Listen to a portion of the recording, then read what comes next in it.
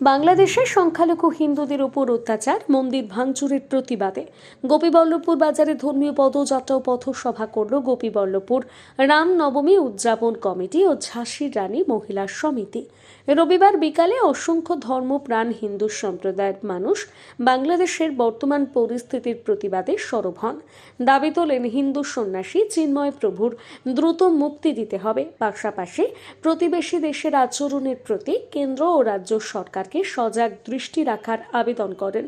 কর্মসূচির নেতৃত্ব দেন গোপীবল্লভপুর রামনবমী উদযাপন কমিটির দেবপ্রকাশ দাস, সুমন্ত মহান্তি, উত্তম বেজ প্রমুখ।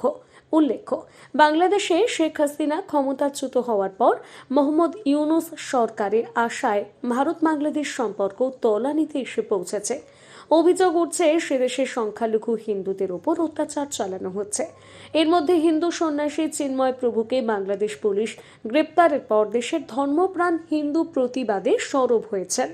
আজকে রামনবমী উদযাপন কমিটি এবং ঝাঁসির রানী মহিলা সমিতি গোপীবল্লভপুরের উদ্যোগে বাংলাদেশে যে হিন্দুদের উপর নির্মম অত্যাচার হচ্ছে এবং লুট, রাজধানী ধর্ষণ, তার প্রতিবাদে আজকে আমাদের পদযাত্রা এবং পথসভা।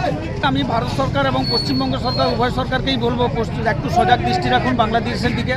এবং বাংলাদেশের ইউনূস সরকার যেভাবে আমাদের পশ্চিমবঙ্গের কলকাতাকে দখল করে নেবে বলছে, বাংলা, বিহার, উড়িষ্যা, ঝাড়খণ্ড, তাদের লজ্জা থাকা উচিত। তাদের না আছে চাল, না আছে চুলো। ভারতবর্ষ থেকে যে কোনো জিনিস রপ্তানি করে আমরা পাঠালে গিয়ে তার উপরই চলে, সেই ইলেকট্রিক বলুন, জল বলুন, সব কিছুতেই। তো তাদের লজ্জা নেই, তারা কিছুই করতে পারবে না, কিন্তু একটা অশান্তি সৃষ্টি করে আমাদের দেশে একটা অশান্তি ভাব সৃষ্টি করছে।